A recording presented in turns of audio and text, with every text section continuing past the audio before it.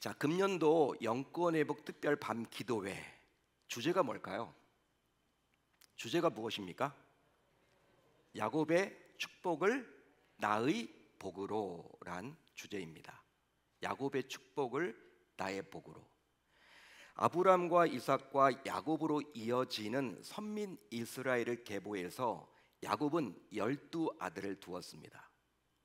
이 12아들이 결국 이스라엘의 12지파를 구성하게 되죠. 자, 그러니 이 12아들의 아비였던 야곱은 상당히 중요한 영적 리더임에 틀림이 없습니다. 이런 야곱의 인생을 살펴보게 되면 정말 파란만장한 인생이었다고 볼 수 있어요. 파란만장한 인생이었다. 누구보다도 복에 대한 집착이 몹시 강했습니다. 야곱은요. 자, 그래서 그 복을 쫓아다녔어요. 하지만 어떤 일을 만나게 됩니까? 속이고 속이는 일들이 그의 인생 가운데 계속 반복이 되는 거예요. 그 과정에서 많은 아픔과 상처를 받아야만 했습니다. 너무나 안타까운 일이죠. 하나님의 복을 쫓아다녔는데 복 받기를 원해서 복 했는데 결국 속이고 속이는 인생이 되어 버렸다라는 거예요. 그 가운데 많은 아픔과 상처와 어려움을 만나야만 했습니다. 그게 바로 야곱의 인생이었어요. 실제로 그는 자기 의사와 상관없이 아내가 4명이나 되었습니다. 자기가 원했던 게 아니에요, 여러분. 자기가 원했던 여자는 딱 1명이었습니다. 그런데 4명이나 돼버렸어요. 그뿐 아니라 그 아내들의 시기와 질투로 인해서 그다지 원치 않았던 아들 12를 낳게 되었어요. 여러분, 아들 많이 낳는 건 좋겠지만 이 야곱이 낳고 싶어서 낳은 게 아닙니다. 그 4명의 아내들이 시기와 질투를 하는 바람에 그런 일이 벌어진 거예요. 자식이 많으면 바람날달이 없다라는 우리네 속담처럼 야곱은 12명의 아들로 인해서 참 많은 일들을 경험하게 되었죠. 가장 사랑했던 아들 요셉을 잃어버렸고 그 아들 생각에 뜬 눈으로 밤을 지새운 날들도 여러 날 되었습니다. 더하여 외동딸이었던 디나가 세겜에게 성폭행을 당했고 그 일로 인해서 두 아들 레위와 시므온이 저질렀던 끔찍한 사건은 야곱에게 씻을 수 없는 상처 그 자체였죠. 하지만 인생은 새옹지마라고 하기에 슬픔의 베옷을 벗어버리고 대반전의 사건도 그에게 일어났어요. 그것은 바로 죽은 줄로만 알았던 요셉이 살아 있었던 것입니다. 놀랄만한 일이죠. 다 죽었다고 생각을 했는데 요셉을 만나게 된 거예요. 그것도 요셉이 당대 가장 강력한 나라였던 애굽의 2인자인 총리가 되어 있었습니다. 결국 야곱은 요셉을 극적으로 만나게 되었고 그 결과 이 요셉의 도움으로 온 가족이 애굽으로 이주 와서 살게 되었습니다. 그렇게 선지가 이미 17년이란 세월이 흐르게 되었어요. 바로왕 앞에 섰을 때 야곱이 했던 고백이 있습니다. 어떤 고백을 했냐면 그는 130년의 험악한 세월을 보냈다라고 자신의 입으로 표현을 했어요. 내가 130년을 살았는데 나의 인생은 그냥 행복했던 적이 없습니다. 험악했습니다. 험난했습니다. 항상 어려웠습니다. 그런 말을 했거든요. 기쁜 날이 없었습니다. 그런 고백을 했습니다. 하지만 이제 애굽에서 살았던 17년의 인생은 그야말로 행복 그 자체였죠. 과거의 아픔을 씻고도 남을 만큼 평안했고 기쁨이 충만했어요. 17년이라는 세월이 130년의 그 아픔을 보상한 것입니다. 하지만 이런 야곱도 이제 자신의 생애가 끝나가고 있음을 직감하게 되었어요. 기력이 쇠하고 몸이 병들어 자신이 떠나야 할 기약이 가까이 오자 이제 야곱은 2가지 행동을 하게 되었는데요. 먼저 요셉의 2 아들이었던 므낫세와 에브라임을 축복했습니다. 므낫세와 에브라임을 따로 불러서 축복했어요. 그 내용이 창세기 40 몇 장에 나올까요? 오늘 우리가 읽었던 본문이 49장 아닙니까? 48장에 나와요. 그 내용이.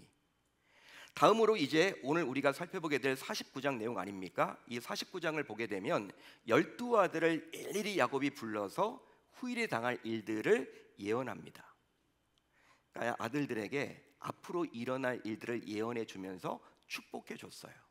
그 내용이 바로 우리가 살펴볼 내용이죠. 장자 르우벤으로부터 시작해서 막내 아들 베냐민까지 일일이 이름을 불러가면서 앞으로 어떤 일들이 저들에게 일어날 것인지를 선포했습니다. 물론 야곱의 선포는 야곱 자신의 것이 아니라 하나님의 것이었어요. 하나님께서 야곱의 입을 빌어서 하나님이 직접 축복을 해주신 겁니다. 뿐만 아니라 선포하는 음성도 야곱의 것이 아니라 하나님의 음성 그 자체였죠. 따라서 내리시는 복도 야곱의 것이 아니라 누구의 복이에요? 누구의 복입니까? 하나님의 복입니다. 할렐루야, 할렐루야. 그런즉 오늘부터 5일 동안 살펴볼 주제인 야곱의 축복을 나의 복으로, 야곱의 축복을 나의 복으로란 이 주제는 어떤 의미에서 말하게 되면 하나님의 축복을 나의 복으로입니다. 하나님의 축복을 나의 복으로. 한번 따라할까요? 하나님의 축복을 나의 복으로, 나의 복으로 만들면 좋겠다라는 거죠. 이제 장자인 루벤을 시작으로 하나님의 음성이 선포되기 시작합니다. 자, 오늘 말씀 3절을 볼까요? 우리 한번 천천히 같이 읽어봅니다. 시작. 르우벤아, 너는 내 장자요, 내 능력이요, 내 기력의 시작이라. 아멘. 이 말씀은 야곱에게 있어서 르우벤이 차지하는 존재감이 얼마나 큰지를 잘 보여주고 있어요. 요즘은 덜하지만 우리나라 역시 장자, 장남에 대한 사랑이 각별했었죠. 아마 여러분들 다 인정하시죠? 요즘은 덜합니다. 요즘은 뭐 유산을 나눌 때에도 부모가 딸, 아들 그런 게 없어요. 그렇지만 예전만 하더라도요, 굉장했습니다. 장남, 장손, 큰아들. 여기 몇 분이 지금 끄덕끄덕 하시네요. 상처를 좀 받으셨나 봐요. 마찬가지로 족장 시대인 당시도 장자가 차지하는 위치는 대단했어요. 장자, 아들이 12인데 장남, 여러분 장남, 르우벤. 장자란 어떤 의미냐? 태를 처음 열었다라는 뜻입니다. 태를 처음 열었다라는 뜻으로 가정의 지도권을 물려받았으며 신명기 21장, 즉 율법에 따르면, 하나님의 율법에 따르면 아버지의 소유 중 다른 아들들이 받는 몫의 2배나 받을 수 있었어요. 그러니까 아들들이 여러분 딸들보다 훨씬 많이 받겠죠? 당시 족장 사회니까. 근데 그 아들들보다도 장남은요 2배나 더 받았다라는 거예요. 굉장한 거죠. 또한 그 집안을 대표했으며 아버지를 대리하기도 했습니다. 그게 바로 장자였어요. 따라서 야곱이 르우벤을 장자요, 능력이요, 기력이라고 시작이라고 한 것은, 기력의 시작이라고 한 것은 이러한 의미를 두고 한 말이에요. 이러한 의미를 두고 한 말이죠. 그러니까 장남이라고 인정을 해주고 있는 거예요. 야곱이 너는 내 장남이야, 장자야, 그 말입니다. 실제로 르우벤은 장자다운 면모를 충분히 갖추고 있었는데요, 그는 위풍이 어떻다고 나와 있습니까? 위풍이 어떻다고 나와 있어요? 월등했다고 나와 있죠. 위풍이 월등했다. 오늘 말씀에 나와 있는 내용입니다. 여기서 위풍은 어떤 의미냐? 보여지는 외모가 품위가 있고 근엄했다는 뜻이에요. 딱 봤을 때 포스가 장남 같은 거예요. 예? 포스가 있는 거예요, 여러분. 느껴지는 거예요. 여유가 느껴지고 말 한마디를 하더라도 권위가 있고, 그게 여러분 위풍입니다. 위풍이 월등했다, 그런 뜻이에요. 장자로서 특별한 품격과 남다른 인격이 그를 둘러싸고 있는 거죠. 더하여 그는 권능도 어떻게 했다고 나와 있습니까? 권능도 탁월했다고 나와 있습니다. 권능도 탁월했다. 여기서 권능이란 남들보다 힘도 강하고 장자로서 든든한 면모가 있었다라는 거예요. 아마 키도 컸을 거예요. 딱 여러분 기골도 장대했겠죠. 다른 동생들을 말 한마디로 제압할 수 있는 능력도 가지고 있었어요. 심지어 그는 이런 장자의 면모를 가지고 책임을 다하려고 애를 많이 썼습니다. 책임감까지 있었어요. 자, 그래서 이제 창세기 37장을 보게 되면 그는 형제들이 요셉을 죽이려고 했을 때 최선을 다해서 요셉을 구하려고 합니다. 즉 형제들이 요셉을 다 죽이려고 할 때에 피를 흘리지 말고 차라리 요셉을 구덩이에 넣자라고 제안했어요. 구덩이에 넣자. 우리가 왜 그를 죽이냐? 그렇게 하지 말고 구덩이에 넣어 놓자. 그렇게 말을 한 거예요. 자, 그렇게 한 이유가 있겠죠. 그것은 바로 구덩이에서 요셉을 건져서 아버지에게 데려가기 위함이었어요. 그게 바로 루벤이었습니다. 그러니까 여러분, 이제 자기도 동생이 싫긴 싫지만 아버지를 생각해서 그렇게 요셉을 죽이지 않으려고 했던 거예요. 책임감이 있는 거죠, 여러분. 다른 동생일과는 다른 거예요. 또 있습니다. 창세기 42장을 보게 되면요, 흉년을 맞아 양식을 구하기 위해서 애굽에 내려간 형제들이 위험에 처하게 되었는데요.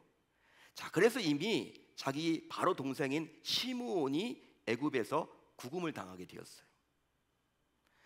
자, 시므온을 구해오기 위해서는 뭐가 필요했냐면 이제 그 막내 아들이었던, 막내 동생이었던 베냐민, 야곱의 막내 아들이죠. 이 베냐민을 데려가야지만 시므온을 구해올 수가 있었어요. 자, 이런 상황이 놓여 있었는데 아버지는요, 적극 반대하죠. 그럴 수 없다라고 이야기를 합니다. 요셉도 지금 잃었는데 이 막내까지 잃어버리면 나는 이제 끝난다. 안 주려고 합니다. 여러분, 느우베는요, 자신의 동생 시므온을 살리고자 이제 베냐민을 데려가야 되는데 애굽에 아버지가 반대를 하니 이건 여러분 난감한 일이잖아요.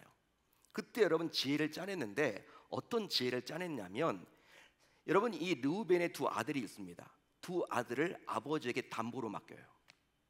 내가 애굽에 베냐민을 데려가서 못 데려오면 내 아들 죽여도 좋습니다.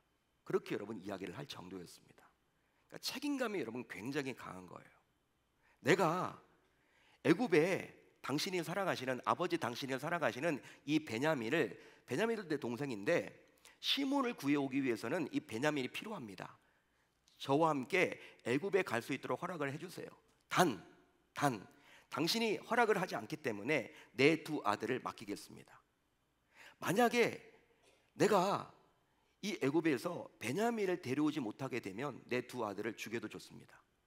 그렇게 말할 정도였어요. 그만큼 여러분, 르우벤은요, 책임감이 강했습니다. 장자로서의 책임감. 여러분이 얼마나 믿음직스럽고 듬직한 장자다운 모습입니까? 하지만 야곱은 장자인 르우벤의 특성만을 언급할 뿐 오늘 말씀을 보게 되면 정작 중요한 복을 선포하지 않아요. 선포하지 않습니다. 장자라면 동생들보다도 어떤 의미에서 2배나 더 많은 복을 주어야 마땅한데 그 어떤 복도 선포하지는 않아요. 오히려 놀랍게도 책망과 저주가 야곱의 입에서 반복되어 나옵니다. 아니, 장남이 복을 받아야 되는데, 그래야지 집안이 잘 될 텐데 야곱은 지금 복을 내리지 않아요. 여러분, 어째서 야곱은 장자인 르우벤에 대해서 축복을 선포하지 않는 것일까요? 장자가 복을 받아야 형제들과 집안을 위해서 더 많은 일을 할 텐데 왜 야곱은 장자인 르우벤을 향해서 축복은 고사하고 오히려 탄식만 했을까요? 정말 너무한다는 생각이 들지 않습니까?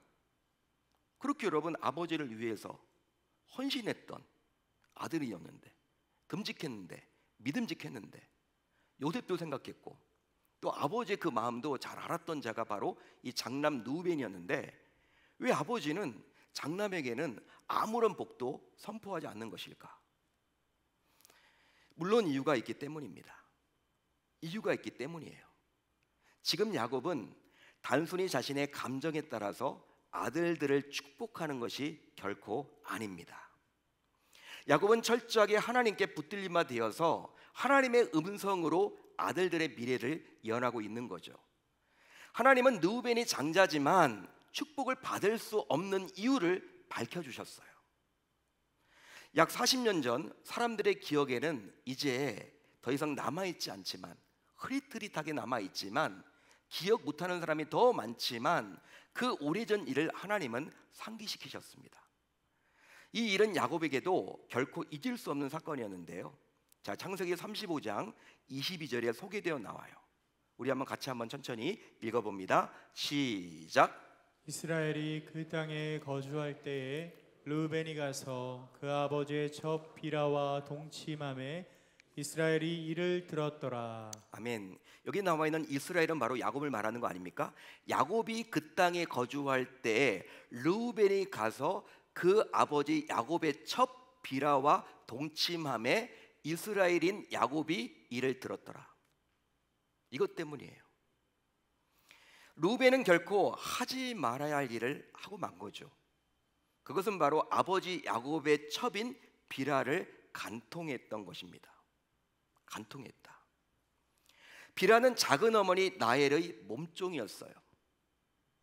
르우벤 자신은 레아의 첫 번째 아들이요, 비라는 작은 어머니 라헬의 몸종이었기에 두 사람의 나이 차이는 별로 나지 않았겠죠. 두 사람의 나이 차이는 별로 나지 않았을 거예요. 그러나 비라는 아버지의 첩이었기에 엄연히 볼 때 그에게 있어서는 누구예요? 어머니입니다. 어머니예요. 율법으로 보게 되면 비라는 아버지의 하체였어요. 따라서 르우벤이 비라와 동침했다라는 것은 결국 아버지인 야곱을 모독하는 행위요, 아버지를 배신하는 나쁜 짓입니다. 거기에 더하여 하나님께서 세우신 가정의 질서를 파괴하는 범죄 행위였죠. 여러분, 하나님은 가정을 만들어 주셨죠? 가정을 만들어 주신 분이 누구예요? 하나님이십니다. 창세기 여러분 우리가 보게 되면 2장에 하나님께서 이 아담과 여자, 즉 하와를 주례하잖아요. 결혼을 맺어 주잖아요. 하나님이 그렇게 해서 가정이 만들어지도록 해주셨잖아요. 부모와 자식이라는 그 질서를 누가 해주신 거예요? 하나님이 해주신 겁니다. 근데 그 하나님이 세우신 질서를 지금 누가 어기고 있는 거예요? 누가 어기고 있는 겁니까? 르우벤이 그렇게 어긴 거예요. 야곱에게 있어서 이 사건은 매우 충격적인 사건이었겠죠. 그랬기에 오랜 기간이 지나서 이제 죽음의 그림자가 그에게 임했지만 야곱은 그 사건을 기억했고 결국 장자인 르우벤을 축복하지 못했습니다.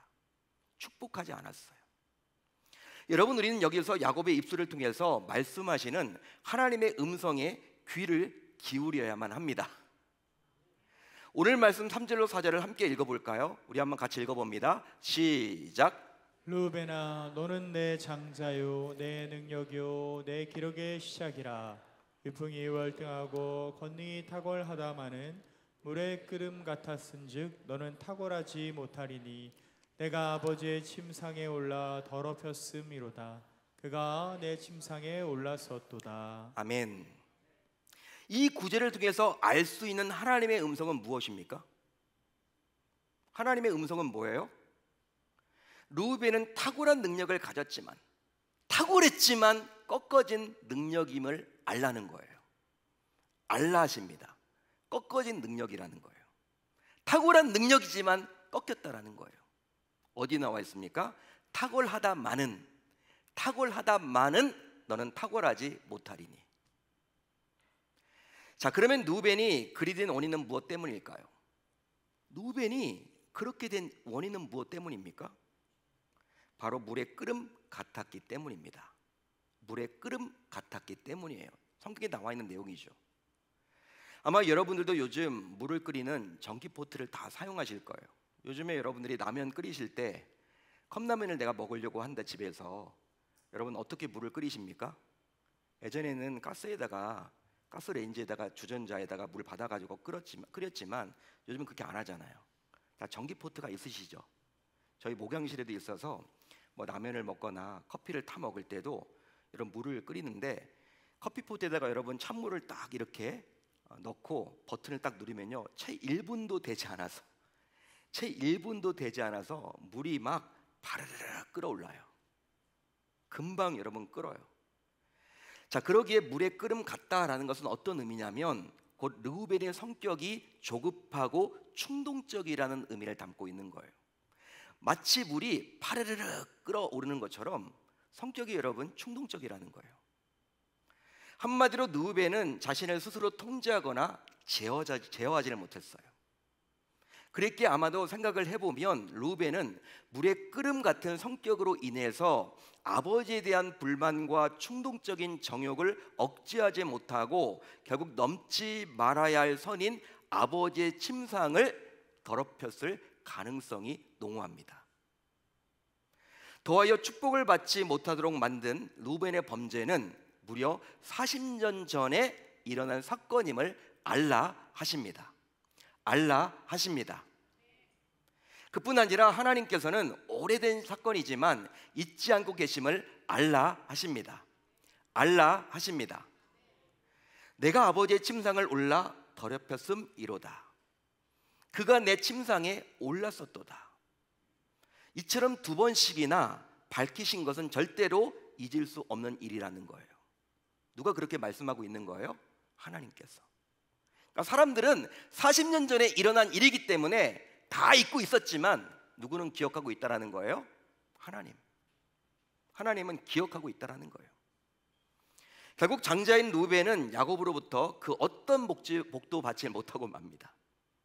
그 어떤 복도 받지 못했어요. 장자인데, 아니 보통 2배는 받는데, 여러 동생들이 지켜보는 가운데 장자로서 얼마나 당시 수치스럽고 모욕적인 순간이었을까요? 당시 아마도 루벤은 하늘이 무너지고 땅이 꺼지는 심정이었겠죠. 그렇지만 후회해도, 그때 가서 후회해도 아무런 소용이 없는 거예요. 아버지는 축복하지 않습니다. 사랑하는 성도 여러분, 하나님께서 오늘 이 밤에 저와 여러분들에게 루벤의 이런 안타까운 모습, 실패의 모습을 보여주신 이유는 과연 무엇 때문일까요? 여러분, 실패한 이런 모습을 왜 보여주고 있는 것일까요? 첫날부터 잘못 나온 것 같다, 그렇게 생각하지 마시고, 여러분 왜 이런 것들을 우리에게 보여주시죠? 그것은 바로 루벤과 같은 실패를 너희들은 되풀이하지 말라라는 경고를 주시기 위해서입니다. 성경을 여러분들이 읽으실 때 실패가 있잖아요. 누가 실패를 했다, 그럼 여러분 실패한 것만 가지고 마음이 무거울 필요도 없어. 우리는 그렇게 안 살면 되는 거예요. 하나님이 우리들에게 그걸 보여주고 있는 거예요. 너희들은 그렇게 살지 말아라, 루벤 닮지 말아라, 그 말을 지금 해주고자 하는 거예요. 자, 그러기 위해서 이제 성도인 우리는 어떻게 해야만 할까요? 어떻게 해야만 할까요? 우선 지금 내 삶을 점검해야만 합니다. 내 삶을 점검해야만 합니다. 왜냐하면 원인 없는 결과는 없기 때문이에요. 할렐루야, 할렐루야. 원인 없는 결과는 없습니다. 만약 현재 나의 삶이 기쁨과 행복과 감사한 것보다 자꾸 답답하고 짜증이 나고 불평과 불만이 가득하고 잘 일이 풀리지 않는다면 먼저 나의 삶부터 되돌아봐야만 하는 거예요. 원인 없는 결과는 없기에 지금 내가 처한 현실의 답답함은 과거를 뒤돌아보라는 하나님의 경고성 메시지일 수도 있음을 기억해야만 할 수도 있습니다. 기억해야만 할 줄로 믿습니다. 여러분, 하나님으로부터 복받지 못할 이유가 없는 것 같은데 왜 나는 하나님으로부터 복을 받지 못할까? 이런 고민을 한 번이라도 해본 성도님들이 계신다면 이제 루벤의 경우를 거울로 삼아도 좋아요. 물론 루벤처럼 아버지의 침상을 더럽히는 범죄는 저지르지 않았더라도 물의 끓음처럼 자신을 통제하지 못하고 순간적인 감정에 사로잡혀서 하나님께서 세우신 질서를 무시해버린 범죄한 일에 대해서 너무 가볍게 여기지는 않았는지 스스로 자신의 삶을 돌아봐야만 하는 것입니다. 여기서 물의 끓음은 여러 의미를 담고 있는데요, 여러분들이 한번 들어보세요. 이 물의 끓음이 어떤 의미인가? 변덕스러움, 불안정한, 이런 의미래요. 변덕스러운, 불안정한. 거기에 더하여 또 있습니다. 매우 거칠고 충동적인 행동. 거기에 더하여 또 있어요. 다루기 힘든, 사납게 날뛰는, 제멋대로 구는. 그러니까 다양하지만 비슷하죠, 여러분. 이게 좋은 의미가 아니거든요. 한마디로 자기 자신을 억제하고 통제하지 못하는 거예요. 쉽게 말하면 욱하는 성질 있죠. 욱해서 혈기 부리는 사람들이 있죠. 여러분, 3번 참으면 살인도 면한다, 이런 말도 있는데 참지 못해서 막 그렇게 해버리고 나서 나중에 또 후회하고, 이런 분들, 이게 물의 끓음이에요. 만약 지금까지 이런 모습으로 신앙생활을 해왔다면 루벤처럼 나 역시 하나님의 복을 받지 못할 수도 있음을 기억해야만 하는 것입니다. 할렐루야, 할렐루야. 그러면 성도로서 어떻게 하면 좋을까요? 이제 어떻게 우리는 살아가면 좋을까요? 바로 장자의 복을 지켜야 합니다. 장자로서 누려야 할, 받아 누려야 할 복을 지켜야만 하는 거예요. 성도인 우리는 이미 예수님을 믿는 순간 하나님 나라의 장자의 권리와 명분을 받은 영적인 장자라 할 수 있습니다. 여러분들 모두 영적인 장자예요.